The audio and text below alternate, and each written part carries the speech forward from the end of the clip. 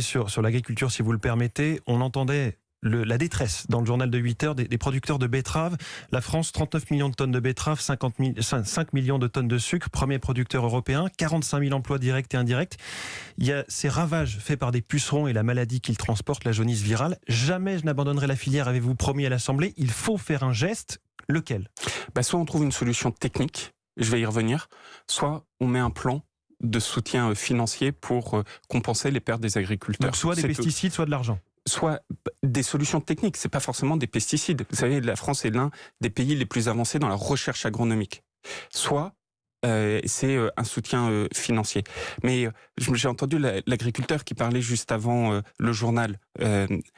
C'est plein de bon sens, et ce bon sens, je le partage. Mais les agriculteurs qui nous écoutent savent très bien que si une solution simple existait, évidemment qu'on l'aurait mise en place.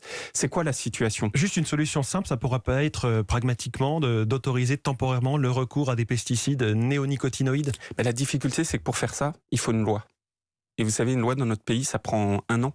Or, la décision, elle doit être prise maintenant. Mais vous y réfléchissez ? La difficulté, elle doit être faite maintenant. Moi, mon sujet, c'est d'accompagner les betteraviers en ce moment pour qu'ils soient suffisamment assurés. Donc vous allez leur donner de l'argent. Replantent des betteraves. On est en pleine discussion avec eux, mais vraiment en pleine discussion avec eux. Soit on trouve des solutions techniques, qu'elles soient juridiques ou agronomiques, si je puis dire, soit on met un plan de soutien financier. Mais je le redis très clairement, je ne laisserai jamais tomber cette filière. Pourquoi ? Parce que la betterave, c'est un des fleurons de notre agronomie, et surtout, c'est grâce à cette betterave qu'on produit du sucre. Et au même moment où la France, elle, a pris des lois nationales, c'était en 2016, ça remonte.